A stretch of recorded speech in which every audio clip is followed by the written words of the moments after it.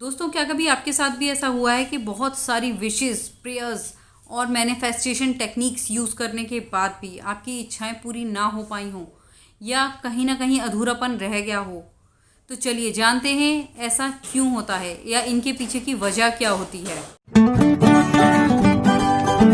तो कई बार हम बहुत सारी टेक्निक्स यूज़ करते हैं, सारी पूजा पाठ भी करते हैं, पॉजिटिव अप्रोच भी रखते हैं, स्टिल हमारी जो इच्छाएं हैं वो अधूरी रह जाती हैं या हम वो मैनिफेस्ट नहीं कर पाते जो हम चाहते हैं।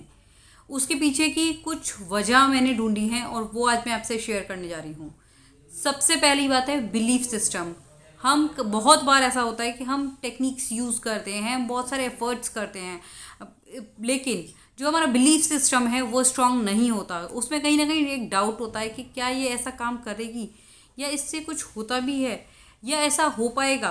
पर इतनी सारी तो प्रॉब्लम्स है, इतनी सारी सॉल्व कैसे हो पाएंगी, जो क्या क्यों कैसे, जो ये हमारे मन के कोने में एक जो क्वेश्चन मार्क्स होते हैं, ये हमारी मैनिफेस्टेशंस को कंप्लीट होने से रोक देते हैं। क्योंकि हम पूरी तरह से खुद ही जब कहते हैं ना, जब किसी चीज़ को आप सोच ही नहीं सकते कि ये हो सकती है, तो फिर वो हमारी लाइफ में कैसे होगी, हम उसे कैसे अपनी लाइफ में अट्रैक्ट कर पाएंगे। तो हमारा पहला रीज़न है belief system. Second one is consistency. हम कई बार ऐसा होता है कि हम एक दिन तो हम कई घंटे लग के बहुत सारी चीज़ें हमने करी, हमने लिखा भी, हमने पॉजिटिव एफर्म भी किया, विजुअल भी किया, या कुछ हमने प्रॉपरली पूजा वगैरह भी करी। लेकिन एक दिन की, 2 दिन की, 2-3 दिन फिर हम गायब रहे, फिर हम 1-2 दिन कई कई घंटे लगे रहे। तो जो ये इनकन्सिस्टेंसी है ये ब्रेकेज का काम करती है। तो हमें कंसिस्टेंट रहना चाहिए। Third one is technique.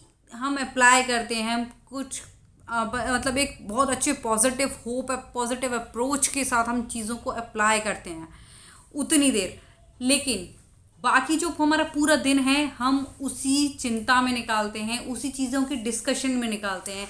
हमारी ये प्रॉब्लम्स हैं, हमारे साथ ये नहीं होता, तो मेरा मेरा हस्बैंड मुझे ऐसे परेशान करता है, मेरे बच्चे मेरी नहीं सुनते हैं, मेरे घर में ये प्रॉब्लम्स है, मेरे पास फाइनेंशियल क्राइसिस है, या ऐसे कैसे होगा। और तो ये सब चीज़ें जो बाकी जो कुछ देर तो हम पॉजिटिव रहे और बाकी पूरा दिन हमने ये सब चीज़ें जो करी ना, ये हमें एक डाउनफॉल की तरफ लाते हैं। हमारी मैनिफेस्टेशंस को जाने अनजाने हम रोक ही लेते हैं। Next one is subconscious.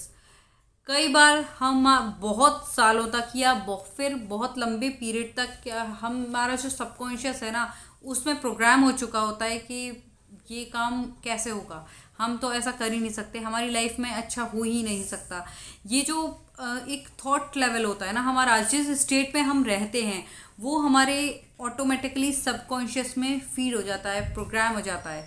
तो जो हमारा सबकॉन्शियस है ना, और सोते वक्त भी वो सेम एनर्जीज अट्रैक्ट करता है। इसलिए हमें ज़रूरत होती है कि हम अपने सबकॉन्शियस की रीप्रोग्रामिंग ज़रूर करें और बहुत अच्छे से करें। इसके अलावा last but not the least, हमारे कर्मास। गाइज, ये कहा जाता है कि जैसा करोगे वैसा भरोगे, वो बात एकदम सही है, बिल्कुल परफेक्ट है।